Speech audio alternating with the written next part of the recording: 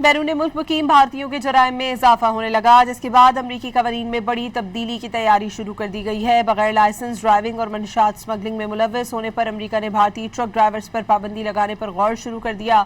भारतीय अखबार India today के मुताबिक अमरीकी सदर ट्रंप ने तारिकीन वतन ट्रक ड्राइवर्स की जगह अमरीकी फौज के साबिक एहलकारों को तैनात करने की तजवीज़ पेश कर दी है। The administration will soon take historic action to get illegal alien truck drivers who are just killing a lot of people. They can't read signs.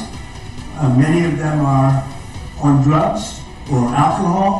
They came in totally illegally and we don't want them, but they are driving all over American roadways and we're going to replace them with proud American veterans. बैरून मुल्क मुकीम भारतीयों के जराइम में इजाफा होने लगा, जिसके बाद अमरीकी कवानीन में बड़ी तब्दीली की तैयारी शुरू कर दी गई है। बगैर लाइसेंस ड्राइविंग और मंशात स्मगलिंग में मुलव्वस होने पर अमरीका ने भारतीय ट्रक ड्राइवर्स पर पाबंदी लगाने पर गौर शुरू कर दिया।